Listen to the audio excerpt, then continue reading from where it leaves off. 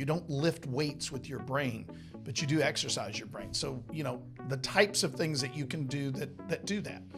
I think just having hobbies is a huge one.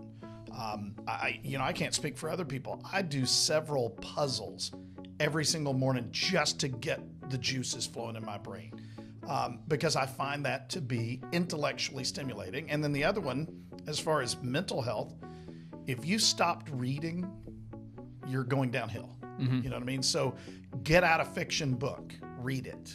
Get out some nonfiction if that's what you're into. Study history or whatever you want to do, but you need to continue reading. Keep learning, keep educating. Keep learning, keep educating yourself. Yes, absolutely. Yeah. And that's stretching the mind. That's exercising your brain. I can tell you for a fact the happiness factor does not change any one way, shape, or form, depending upon, whatever that term enough, whatever that number is. Once you get above that number, your happiness doesn't change. Right. Your lifestyle does not change. As long as you your know. Tax situation might. Yeah, tax situation, the estate plan, right? All the things that we do, right? But from a happiness perspective, no impact.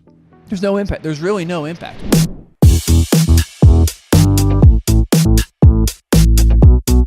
Thanks for joining us again for another edition of the Retirement Planning Happy Hour. Eric Douglas, Chris Vaughn, Family Wealth Planning Partners, where we talk all about investments, finances, retirements, and retirement planning over a nice pour of bourbon.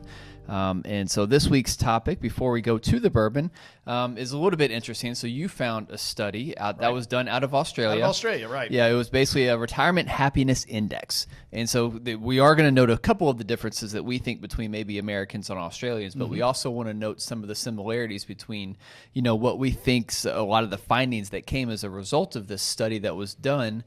Basically, what this study was trying to do was basically attach a score, a happiness score, if you will, yes. to retirement, right? Kind of like a happiness index or bliss index. I've seen all kinds of different things like that. But that's what they were trying to do, was basically assign a score, a happiness score to retirees in Australia specifically.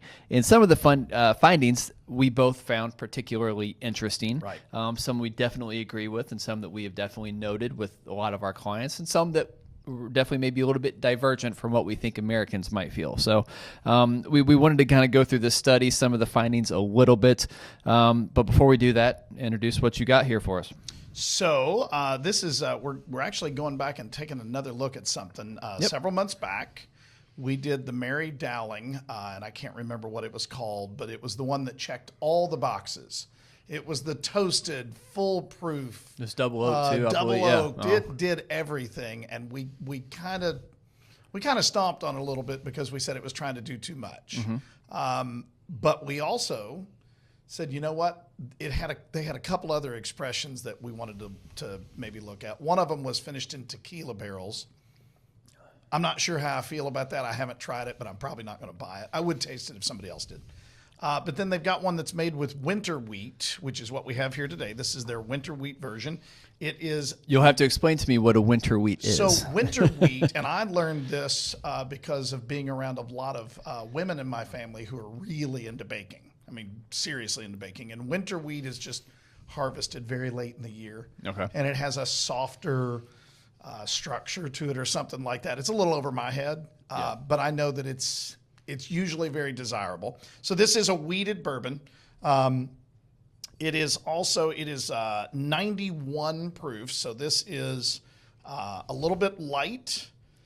Should be fairly easy, soft on the palate. So I have no idea what kind of taste we're doing. I've never tried this anywhere until when I take a drink here in just a minute.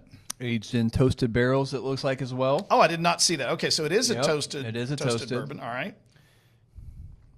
Good deal. All right. Well, we'll find out. We'll review towards the end here. So going to this study, because you were the one that actually found this study. So I'll maybe let you kick it off and see what it was that you found most interesting on this before we kind of go through what they found to be the drivers of happiness. But what were some of your takeaways in reviewing? Okay, so some of my immediate takeaways. First of all, what I was doing, to be brutally honest, I was looking for good material for this podcast. Yep. Which is something we always do. And of course, we're always trying to educate ourselves too. I don't know everything. A mentor to me told me, when you know everything, you need to quit, because you're either, there's no challenge in it anymore, or you're way too arrogant to ever be good at it. So we're always trying to learn. And I came across this podcast and I listened to maybe a half an hour of it out of Australia. And what the woman that was on there talking about was, they do a research study, and they do it every single year, called the Retirement Happiness Index. And it's, we've seen these before. It tries to assign a score. There's some value in doing those. It wasn't the score that I found to be very interesting. Yeah. It was the drivers of happiness was what caught my attention. And they did assign scores to those on how much of a driver it was, the value of that. So I think the average person out there, I know Joe Average Investment Advisor, it's all about the money and the investments and making the amount of money that you have bigger. We've talked to many people about this. We've had comments on this podcast that are very clearly the purpose of money to these people, or at least that mindset, is to make your money bigger.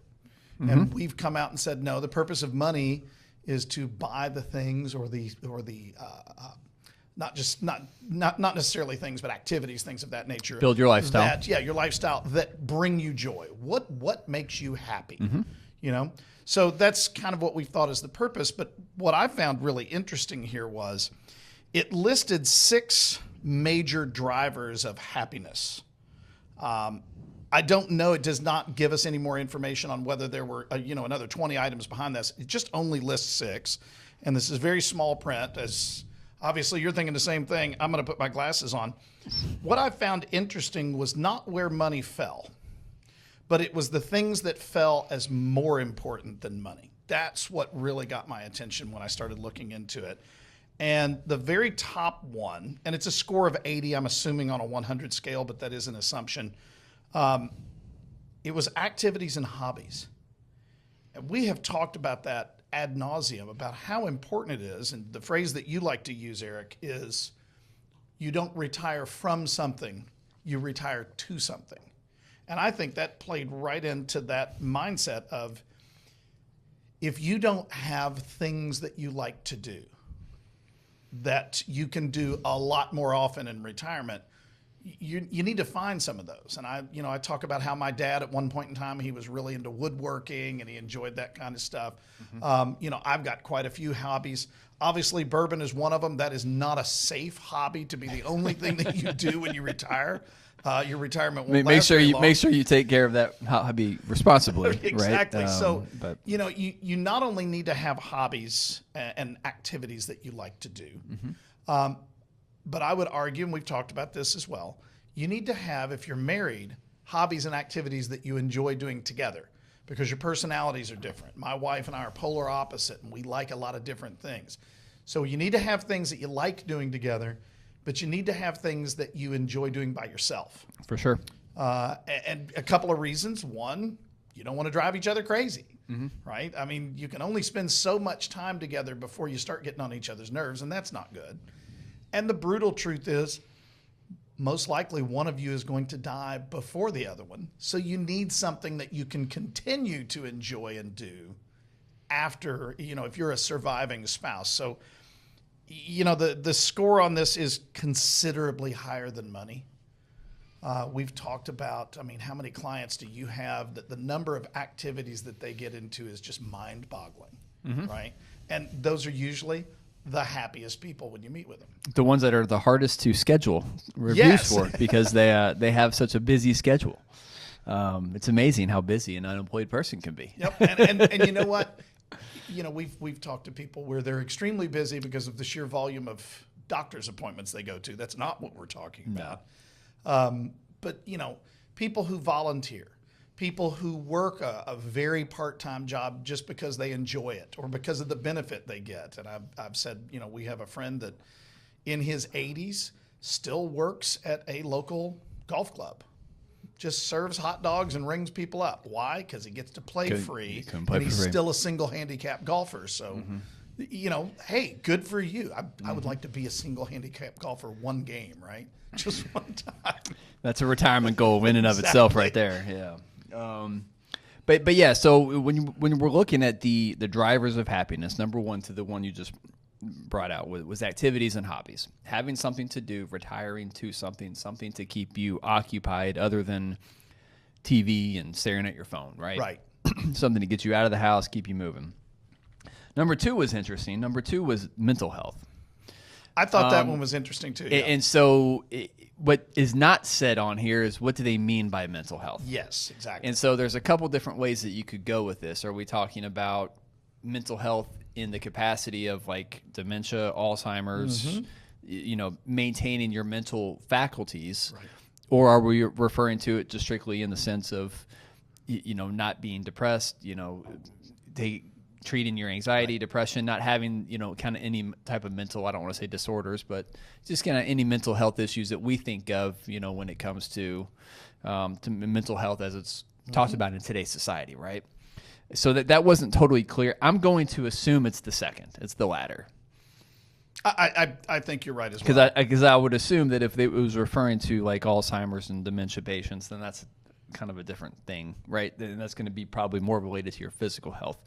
But I think a lot of your mental health issues, or say mental health happiness as a driver of happiness in retirement, is probably going to stem from some of these other things. I was just going to suggest, I've known quite a few people who are still alive in their 80s and early 90s, and I've known more that are no longer with us that up until right before they died were mentally very sharp.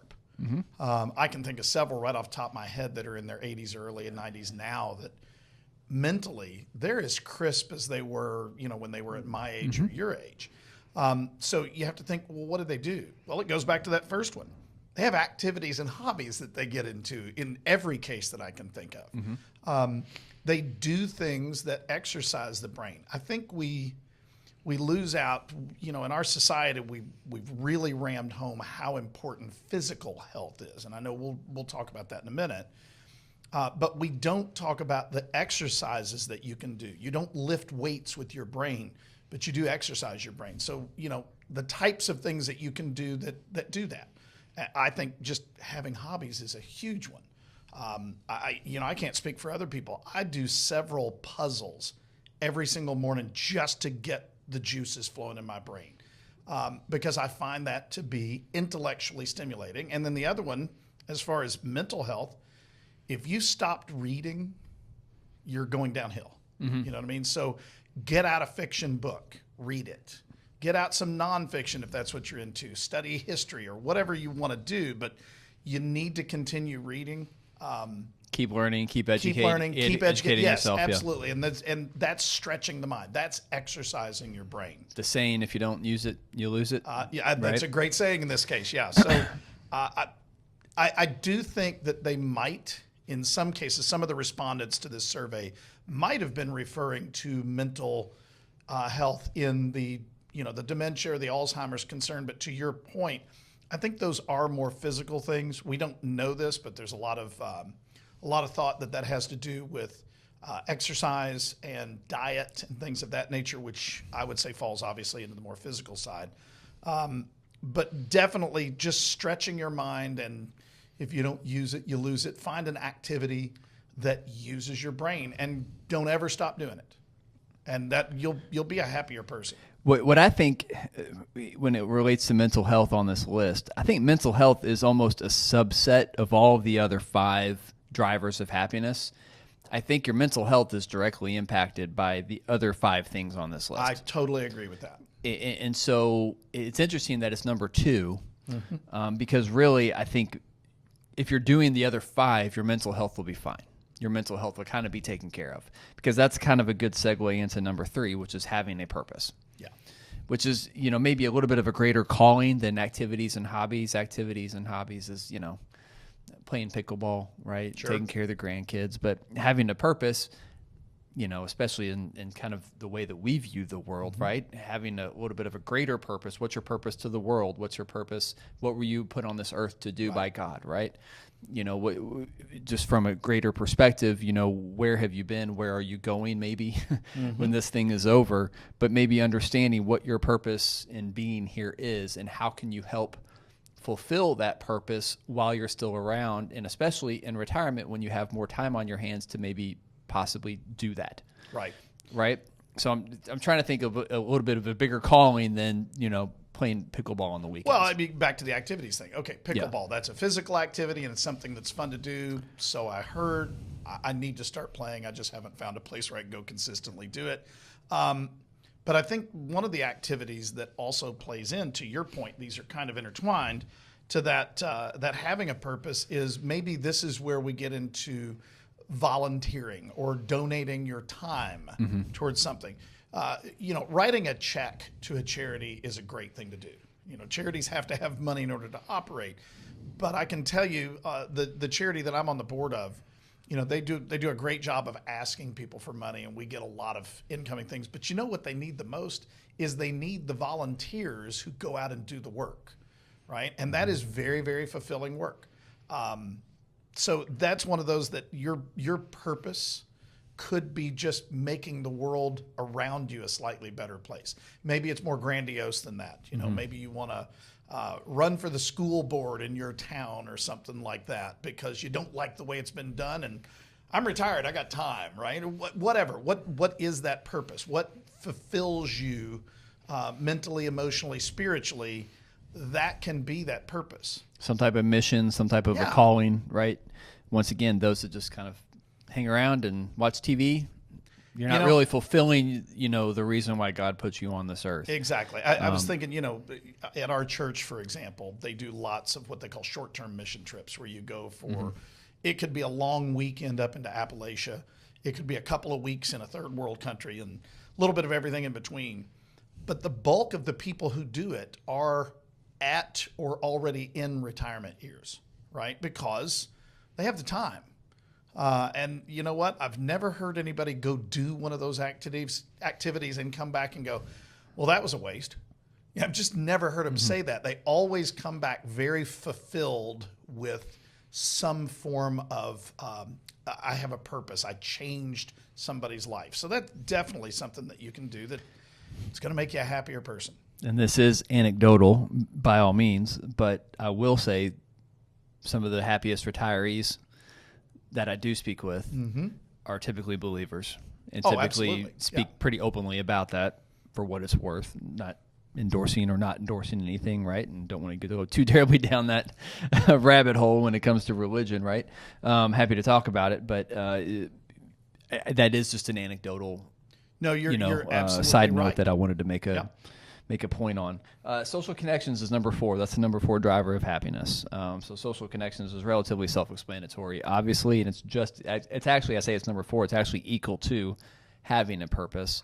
And one of the things that I think have a purpose to do is to make connections with other people, to engage with other people. You are not sent here. You are not supposed to be on this earth to be a bump on a log by yourself, right? We are social creatures. We are designed to be social creatures, and we all crave to some degree social connections. That's why when you see widows and widowers, there's the reason why when typically one spouse goes, there's all kinds of stats about this where if you don't have those other social connections outside of your marriage, the second spouse probably isn't going to be too terribly far behind, right? So maintaining some type of a social life, some type of social connections. I've mentioned this before on the podcast. I'm probably one of the guiltiest people. I'm talking to myself about this, right? Because especially at my age, you get so wrapped up in what your kids are doing and what they're involved in, and kind of my whole social structure is based around kids' activities and their schooling and work, right? And obviously my marriage and all those things, right? So, but that's definitely one of the biggest drivers of happiness in retirement is maintaining other social connections with people so you can still feel kind of a part of something bigger, right? And that probably bleeds somewhere into having a purpose as well. I would agree. Something that I was thinking about when I read the part about, the social connections. We're very social creatures, but a couple of different people pop into my mind that I know that are elderly. And unfortunately, they're now at that point where the bulk of their friends are no longer with us. They've statistically beaten those odds, and there're just not that many friends left. So what are some other types of social connections that you can have that will that are less likely to pass away at roughly the same time as you. Two people in particular that all of their friends are gone now. But there's a belief, I personally believe in it, that younger people should seek out, especially married couples, should seek out married couples that are at least a generation older than them for friendships. And the reason for that is, how much wisdom can you get from somebody who's 20 years older than you? They've been around that track a few times. And at the same time, that younger couple gives life and vitality to the older couple. So if you're harvesting those kind of friendships as well, so not just family, because family, we all know, moves away. Family's important, but just outside of your family, those networks, those friendships where you get involved with people who are a different age, so that when you get up there, when you're the one who beats the odds and most of your friends are gone, you're still maintaining those good social connections. But you got to be a little proactive on that. Mm-hmm. Number 5, physical health. All right, I'm going to let you run with this one, because this is really a big part of what you believe in. Well, when it comes to physical health, it's directly tied to my mental health. So I work out a lot. Yep. That's always been about, I was an athlete growing up. I played ball in college. I was at the gym this morning. I'm at the gym 4 or 5 days a week at least. My wife and I, we own, a hot work studio. So I'm a big believer in physical health, and physical health specifically as it relates to mental health, because I know that if I don't go to a gym for a week or two, I don't want to say I get crabby, but I don't feel good. Right. And when I don't feel good physically, that affects my mental state, right? That affects my, I don't want to say mental health, because that, no, but, I but, think but it does. But it does. It does, yeah. right? Because it just, there is 100% a direct correlation between the two. And the happiest people that I know in retirement, the happiest people that I know, period, take pretty good care of themselves. They're in good shape. And they maintain regular schedules. They kind of maintain a regular schedule. They stay on schedule and they incorporate physical health into their schedule on a daily basis, or at least an almost daily basis, right? That's a huge, huge part of who they are and maybe what their purpose is, right? Because if you believe like me, like I only get one trip around this sun, right? Right. Well, hopefully you get more than one well, trip you know around what I'm the saying. sun, One trip on this earth, right? There you go. I misspoke. But you only get one shot at this thing, right? And I would like to make it last as long as I possibly can, and the number one way to do that is to ensure that I'm taking care of, the body that I was given, and treat it with the reverence that I probably should. Not to get too terribly philosophical about it, but yeah, and I have found, especially as I get older, maintaining my physical health keeps me young, keeps me vibrant, keeps me active. So if I want to maintain activities and hobbies, right. if I want to maintain my mental health, if I want to fulfill any type of a purpose that I have, all of those things are so much easier to do if I'm taking care of myself first, if I'm taking care of my physical health. Mm-hmm. It's not, and I hear this a lot, they don't have time to work out because they're so focused on their family, they're so focused on everything else. Make time, because when I focus on myself first, it helps me to be in a better spot to take care of all the other things that I have to take care of. So we have a business. I work a lot of hours, right? Then I go home. I have kids. They're teenagers now, so they're very involved they're involved in all the stuff, right? And they're going into high school, and they're probably going to be more involved in stuff next year, and the travel sports, and we've done it all. We're still currently doing it all. So if I wasn't maintaining my physical health, the energy that I would have to be able to do all of those things on a regular basis would be directly affected, right? It would be so much harder for me to go pick up my daughter at 9:30 at night, especially now that 9 o'clock at night feels like midnight right now in Kentucky with the time change. But, I'm driving home at, 10 o'clock at night from picking up my daughter from cheerleading, across town. And if I didn't have my physical health, I'd be falling asleep at the wheel, or I would just be totally somewhere else, and maybe not in a good state to have conversations with my daughter when we're coming home. But I do, and I have energy to be able to do those things because I take care of myself. I know you've incorporated that with your sons a lot, and you've got your sons working out. And, running cross country and lifting weights and doing all those things. And I try to incorporate that with my daughter's a workout freak too, because she's in cheerleading, and so she's always working out. It's a lot more physical than what a lot of people realize. Oh, it's a. If you ever want to mess with the cheerleader, tell them it's not a sport. It's so much fun. All right, point taken. I'm not very much saying it's. I'm not saying it's not a sport. I am saying if you ever want to, get a side eye from a cheerleader, tell them it's not a sport. Or have something thrown at your head, right? Yeah, it's an easy way to get my daughter a little riled up. I want to go into something that you just said about the physical part. Because when most people think of physical health, they think of exercise. They think of some form of working out, either with weights or simple cardiovascular health, whatever. But there's more parts to health. And you just mentioned you get good night's sleep. And it made me think sleep and diet are huge parts of maintaining good physical health. I know when I eat well, which for the most part I maintain a fairly reasonable diet, I feel much better. Oh, yeah. Right? I monitor my sleep very, very carefully. I've got so many injuries, I can't exercise the way that I want to. So I have to work harder on those other things to maintain that. We're recording this 2 days before Thanksgiving, by the way. Right. So everything that you're saying in 2 days, I'm going to completely ignore. But you're going to throw it out the window for a day. Yeah. Right. And that's another good one. We've discussed vacationing. My wife and I love to go on cruises. If you've ever been on a cruise, and you're going to find out next year, it is all about the food, the sheer volume of food, good food, rich food. You can, if you don't maintain your body correctly, then when you do go and splurge, like on Thanksgiving or like on vacations, you're miserable when you get done, and that goes back into that physical health part of it. When you feel good, everything else is a little bit easier, right? Just because being in pain or being uncomfortable is not fun. Nobody's ever described that as desirable, right? Yeah, it's interesting too, because I will meet with clients that are 85 years old. I'm thinking of one client in particular. She's 82, 83, early 80s. I don't remember the exact age, but she's 82, 83, I think. I schedule my appointments around her pickleball games and her lunches with her girlfriends. She's very, very active, and you meet her, you would have no clue that she was in her early 80s, because she has always been very, very active. She's a widower, by the way, so she's doing all of this without a spouse. Good for her. But she's awesome. She's wonderful, wonderful to talk to. Stays on top of everything. She reads a ton. She's actually, she actually keeps an own portfolio for herself, so she kind of stays on top of stock market and stuff like that. So she's actually pretty fun to talk shop with.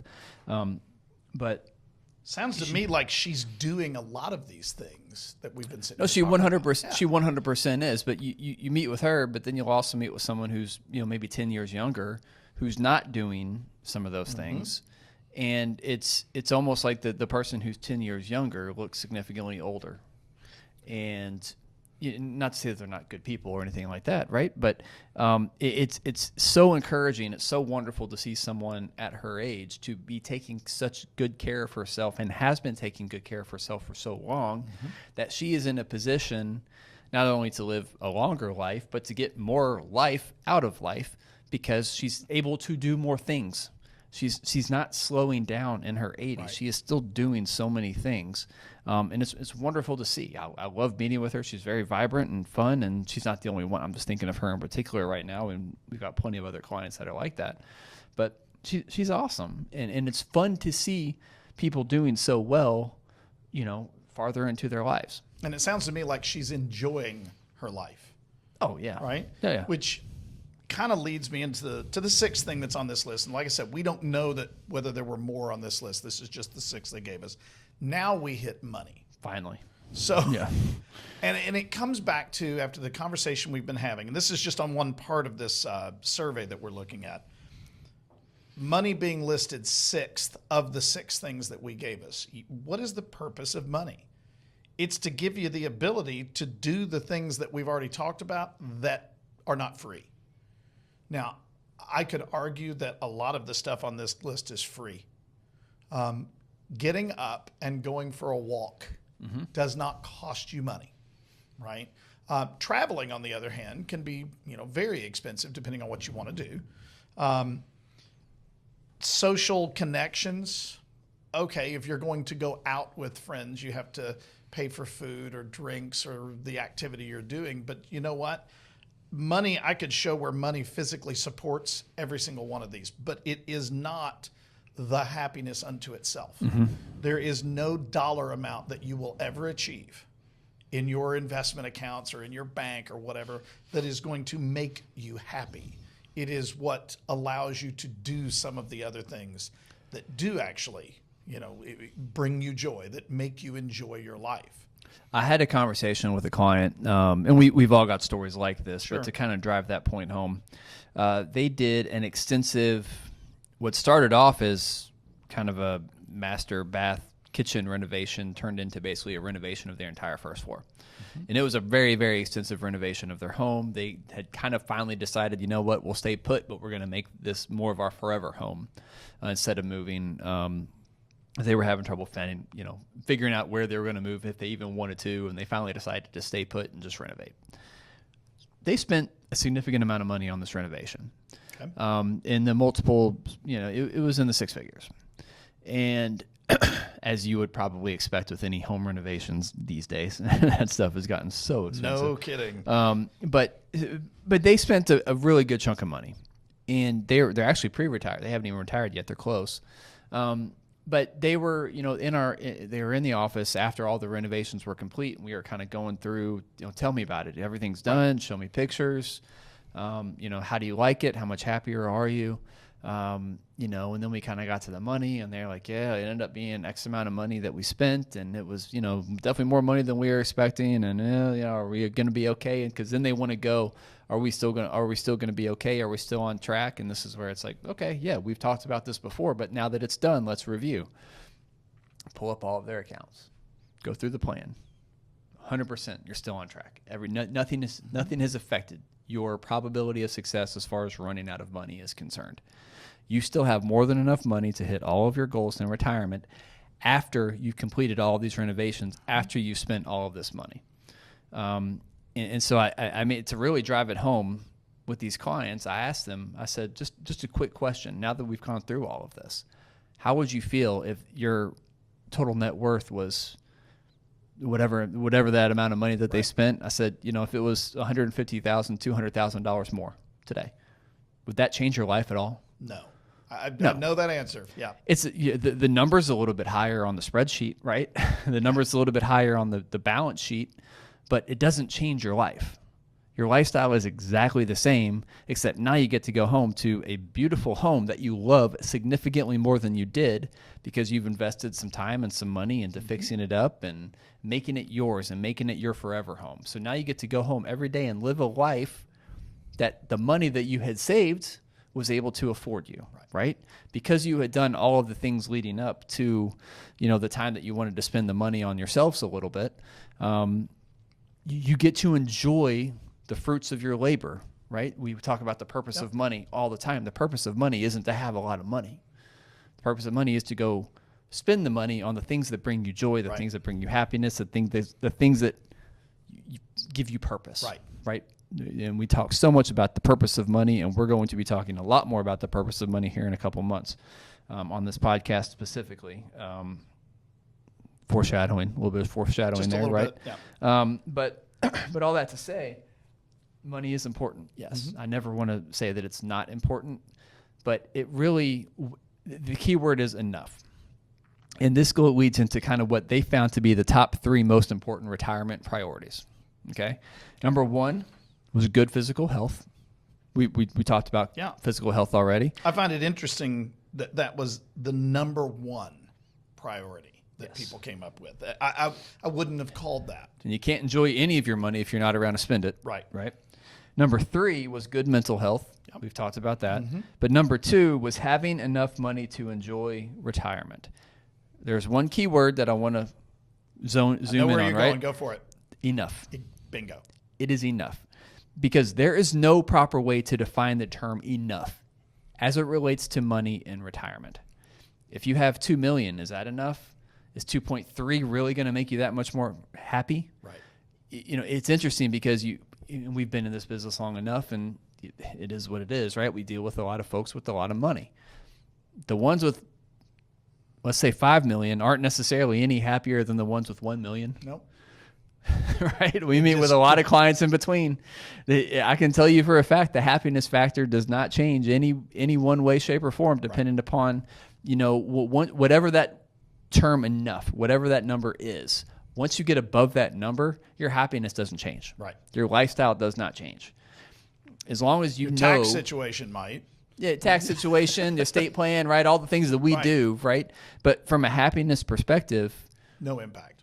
There's no impact. There's really no impact. Once you kind of know and you feel secure in the fact that you have enough money to enjoy your life and live out the purpose, that you feel that God has called you to do, you're fine. Your happiness doesn't increase in any way, shape, or form by having a few extra bucks in your account. Yep.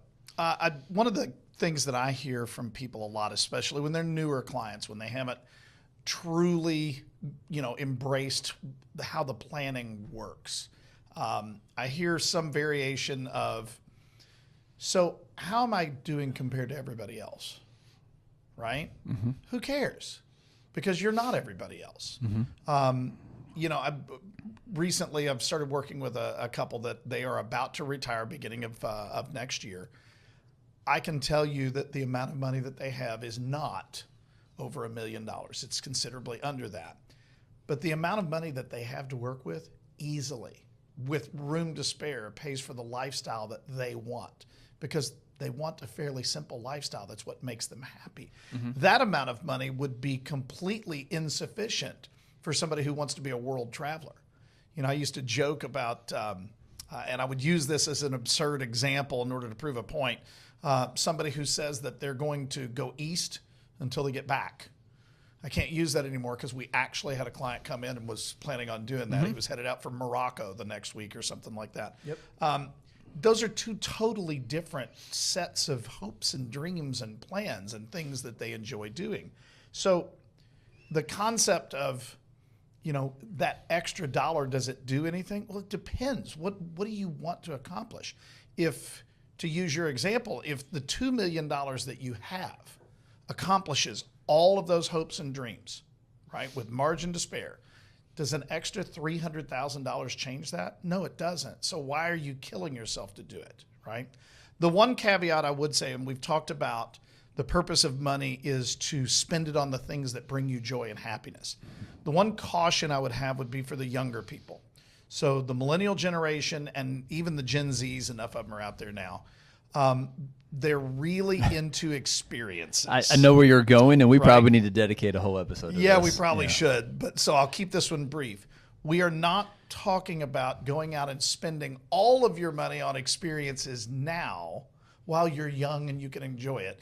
If you do the things that we were talking about, you maintain your physical and mental health and you do some proper saving, you'll get to do all of those things when you retire, and you won't have any other things that you're battling against, like, having to go to work. You should be doing some of those things early, but let's take a little bit of a, for lack of a better phrase, a Dave Ramsey approach to let's live a little bit smaller now so that we can live bigger later. You can do both. Just be very cautious with that. You're right. We probably should do a whole episode on that. We just set ourselves up, yes. So we probably need to. One more thing on this happiness index chart here. It goes into whose happiness, and there's a few examples that they had based upon the study that they did. So retirees versus pre-retirees. From a score of 70 to 66, retirees pretty much across the board were happier than pre-retirees. Right. I have my thoughts on that. I think probably specifically it's because pre-retirees, there's a lot of anxiety. There's a lot of emotion prior to retirement, kind of the anxiety of, do I have enough? Should I retire? Am I ready to retire? I'm going to completely change my lifestyle. I might lose some work friends or what have you, right? All of the anxiety that occurs right before retirement, I think that's probably leading to, not that pre-retirees are necessarily unhappy, but they're not as happy as retirees. Add to that, 100% correct. Add to that the people who have been working in the same job for 25, 30, 35 years, and they're just simply tired of it. They are ready for the next adventure. I think that is clearly why those types of things, retirees are going to be happier than pre-retirees.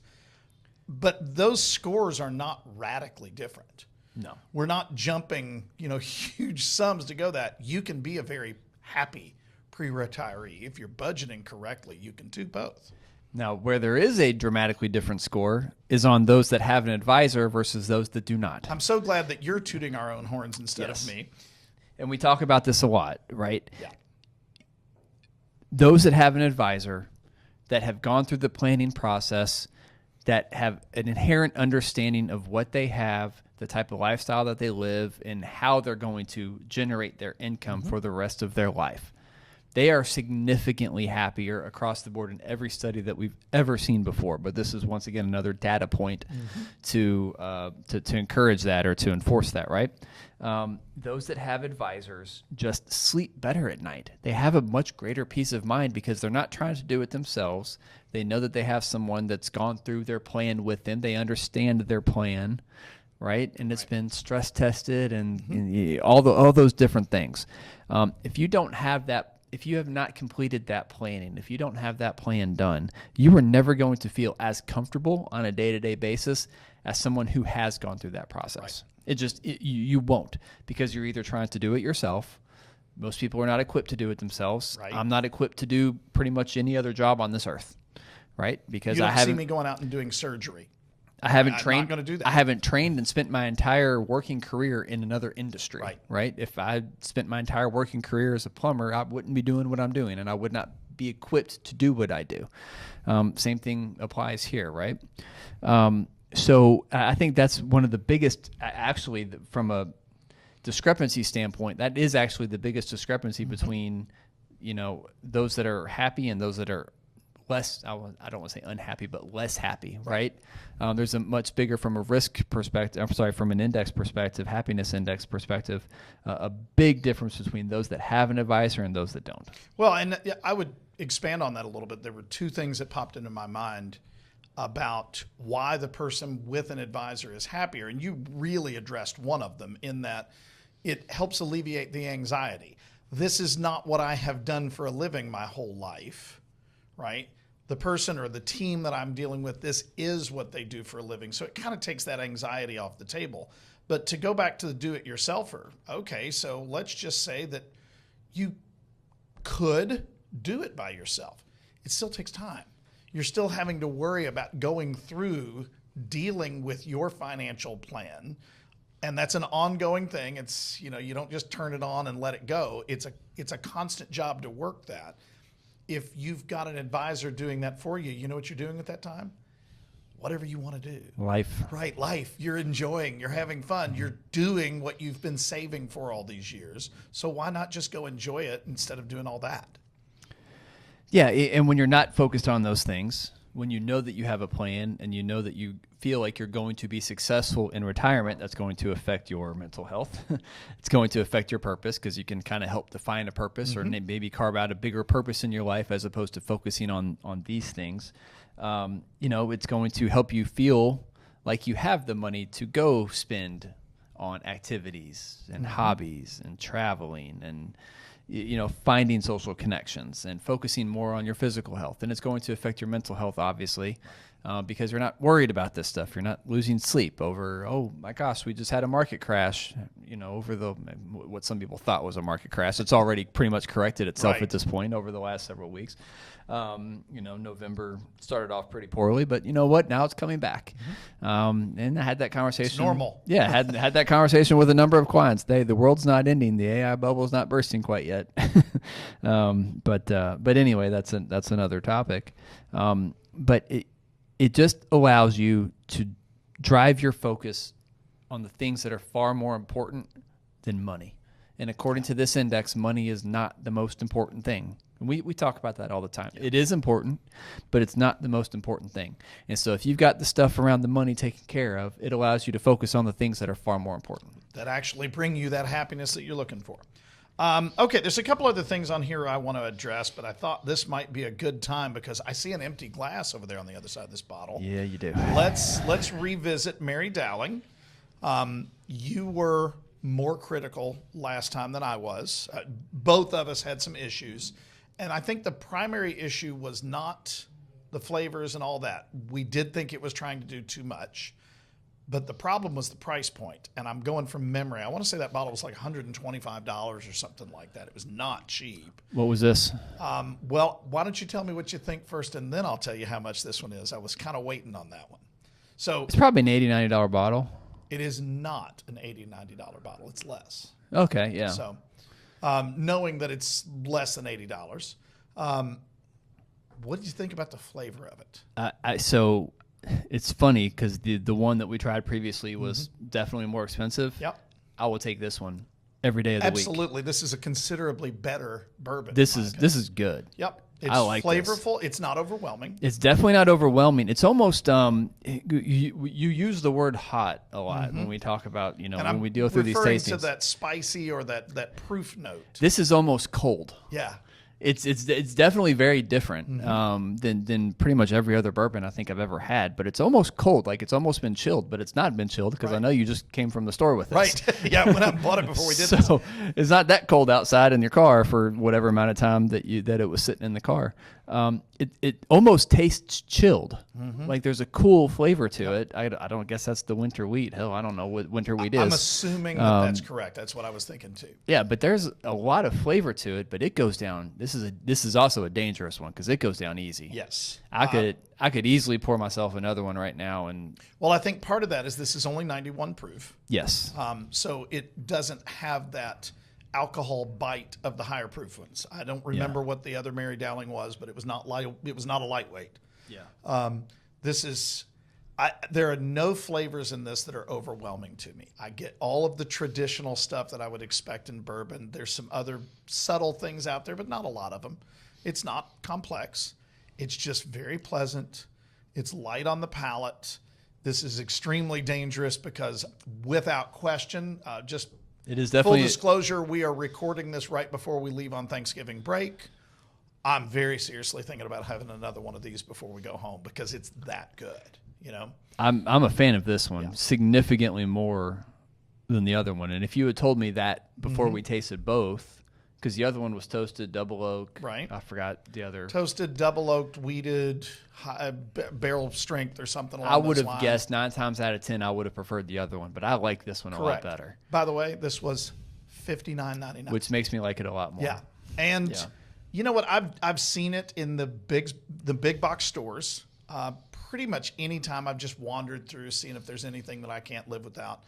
And I've been wanting to pull the trigger on picking this one up. I just never did.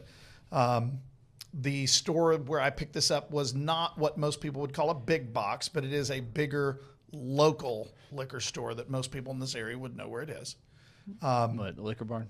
No, that's a big box. I picked it up at Evergreen. Okay. But to your point, this is easy. It's not that expensive. This is what some people might call their daily drinker. If you're drinking every day, that's a different problem, and we're going to talk about mental illness and physical health on that one. But the phrase people understand when you're I just want to have a pour of bourbon and I don't want to think about it. That one would be a really good one to turn to. Very, very pleasant. Well done. Yeah, this is definitely a good one. I like this one a lot. I will say that when I was cutting it, because it's only 91 proof, I was very careful to put one drop at a time in it. Yeah, I didn't put anything more than that. I noticed no difference in the taste at all. It's funny. It's funny you say that because I didn't really notice much of a difference at all either. Now, granted, I didn't water it down too much. We didn't pour a lot in there, but I wouldn't do that anyway with a low proof. So, this is a good bourbon. The Mary Dowling, this is the winter wheat. So I would not hesitate to buy this one again. Winter wheat purple label. I like it. Big fan. Right. So let's go over a couple more things to wrap this up. One of the things that we did notice, and we thought that this might be a big difference between the Australian population and the American population, was the number of people that were interested in guaranteed income. So the guaranteed income portion, there's a lot of forms of guaranteed income. Most people in the United States would think about Social Security, right? And then some people who are listening to this would go, well, that's not guaranteed because the government's going to change it. That's a political discussion. It is a form of guaranteed income. Sure. your pensions at work are the biggest one. Now, pensions, the traditional pension is not anywhere close to as prevalent as what it was 50 years ago. You know, we've joked about people work for a company once upon a time. They work there for 30 years. They get a going away party. They get a gold watch, and they get a paycheck every month for as long as they live. That's the traditional pension. They're extremely hard to manage. They're very, very expensive. Unfortunately for those systems, people just started living too long. Mm-hmm. They're doing these other things that we talked about. Obviously, medical science. Same thing with Social Security. Exactly. People are living longer than what these systems were designed to last. Mm-hmm. So we've moved over more to the defined benefit, or excuse me, the defined contribution plan. Most people know as a 401k. There is some value to having guaranteed income. I would argue if you are not incorporating some form of guaranteed income into your retirement plan, you do not have the most efficient plan. One of the big ones, and this is a really touchy subject when you get to different types of advisors that are out there, is using annuities as a form of guaranteed income, what we would call an income annuity. There's pros and cons. I've heard the phrase mailbox money. I hate that phrase, but everybody knows exactly what it means. Your money just shows up. And there's another one that I was taught early in my career. Government employees, when they are retired, tend to be the happiest employees. And the concept behind that was that's where you still have a very high percentage of those people have pensions when they retire. Notice they're not that happy when they're still working. Correct. So they had to be miserable for 20, 30 years, yes. Right? Yes. The point here, I'm not saying that you should have a pension. I'm not saying that you should have an annuity. I'm saying that some form of guaranteed income as part of the income plan is a healthy thing because it gives you a little bit more confidence in that I'm not going to run out. It does not matter what the markets do with my money. I'm not going to run out. I think the problem here is there are too many advisors out there who will say, well, not a problem. We'll just set it up where we'll buy an income annuity and every penny that you want to show up in your bank every month just comes from that annuity. And that's an incredibly inefficient way of doing it. Mm-hmm. And there's so many better ways to do it than that. Obviously, we believe we have a better way. Much better way, yes. It is interesting the way that one came out. It was, what was the statistic here? The demand for guaranteed income in Australia of pre-retirees, 85% of Australians wanted some form of guaranteed income. I would say that Americans probably have a slightly different mindset than Australians, so we probably are not as high. Well, we have a different economy. We have a different tolerance for risk. Right. Europeans, you're not going to find that number. No way. Not a chance. I mean, Europeans demand guaranteed income for life. They want a guarantee. That's just right. Their entire culture is set up completely differently than the way that our economy is structured. Which also kind of leads to the fact that... Yeah, it leads into these other ones here, right? Yeah, so, and really probably the last one we need to talk about is this fear of running out of money. 2 out of 5 Australians, that was their biggest fear, was running out of money. Which, that number would be much higher. I agree. Yeah. In America, that is the number one fear that retirees have, is running out of money. That's the number one problem that we have to solve for, or the number one concern, I should say, that we have to solve for. I don't know enough about the pension system or the social security system or the healthcare system in Australia. I'm going to go out on a pretty short limb here and guess that it's quite a bit more socialist than what we have here in America. I think so. Not to say that America's not trending that way, but that's another story. That's another podcast. Yeah, that's right? another podcast. As just got my healthcare renewals for 2026. Right. That would be a fun little podcast to do right now. Talk about the state of healthcare in our country right now, but at least the cost of it. But I think there's a much greater fear of running out of money in America specifically because we don't have the social structure, the government structure in place to support retirees, at least not to the same degree that Australia and maybe some other countries in Europe and Asia have. Now, that's probably why we have a much greater economy, right? And I our would taxes agree. are That's our taxes exactly are why, considerably lower, right? But it's interesting to note that that's not nearly as big of a concern over there as what I see here in America. Yep, I would agree with that. And that's the reason I brought up that example that I was taught when I first got in the business, that government employees, when they are retired, tend to be happier because they have those pensions. I suspect that that's probably why that number is only 2 out of 5. I think it's probably much higher here, 4 out of 5 maybe. Yeah, for sure. But once again, if you have a good plan, that's not as big of an issue because you know how the money is going to show up, right? That's the whole point. Last thing that's on here, and we'll address this, is cost of living pressures. I think this one is clearly a universal. It says here that 72% say that cost of living had an impact on their confidence in their financial security. And 34% said that it had a significant impact. You know what? That's been all over the news lately, is the affordability of living in the United States. There's some inflation data that came out this morning, as a matter of fact. Okay, I had not seen that. But yeah, things have been getting more and more expensive. Well, okay, so a couple of things here. Inflation doesn't go down, meaning prices go back to where they were 5 years ago. It doesn't work that way. We had a long run through the 2000s and especially through the 2010s of well below average inflation. You know, we were averaging 1.5, whereas the historical average is closer to, it's between 2.5 and 3. And we are paying the piper for that now. And okay, you know, you and I would both argue that government policies is what really stimulated this big rise in inflation. So now the inflation numbers are getting back down closer to historical average. To be clear, it is always what drives inflation. Yes, but absolutely. Continue. We're now getting those inflation numbers back down to what they historically would be. But that doesn't mean that the price of things comes back down. So now we've got a period of time where the way that we go about paying for things, the amount of money that we make, our wages, salaries, things of that nature, just take a little time to catch up with that. Well, the problem is when you're already retired, you can't work extra hours and make more money. Mm-hmm. You can't get a promotion at work. You can't do a second job. And that's the biggest issue with pensions. And people are totally unaware of this in most cases when I talk to them. When you take that pension, you get X number of dollars and you say, oh, here's my financial plan. That X number of dollars will pay for this.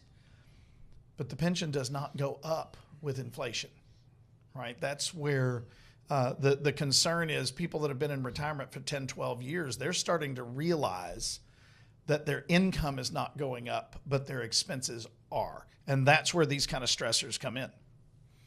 What did you hear about the inflation numbers this morning? I'm sorry, I hadn't heard that at all. It was like 2.6, 2.7. Okay.